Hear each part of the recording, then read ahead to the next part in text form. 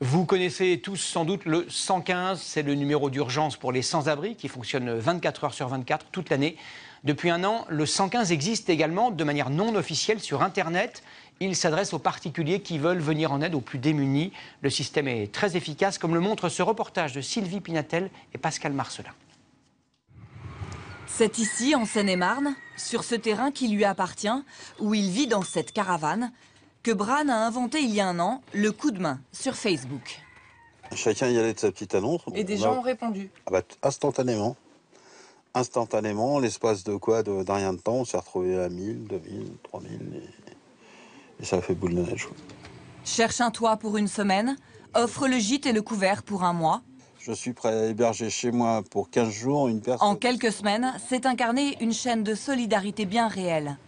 Cette personne, homme ou femme, doit être vraiment désireuse de s'en sortir. Et le 115 du particulier est né. C'est les humains qui répondent à d'autres humains.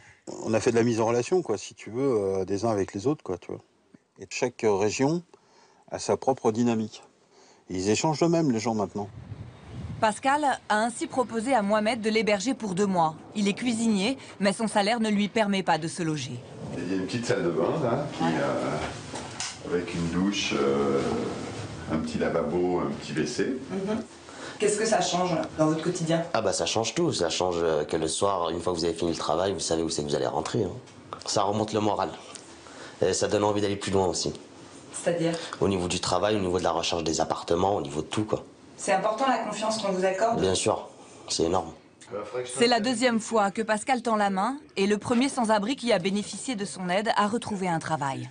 Pour Mohamed, j'espère, c'est l'occasion de se poser, de faire le point, de mettre 3 sous de côté pour pouvoir aller voir un bailleur social après ou un organisme privé et puis arriver avec les mois de caution qui vont bien pour pouvoir après démarrer dans la vie.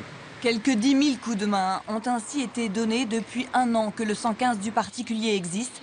Et pour les 3 premiers mois de l'année, déjà 3000 offres de logement. Bonjour. Dans l'actualité à l'étranger, une semaine après le double attentat de Boston, les obsèques d'une des 3 victimes ont eu lieu aujourd'hui.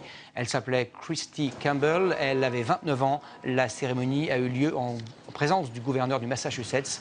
Les obsèques d'une 2e victime, une jeune étudiante chinoise, doivent avoir lieu également aujourd'hui.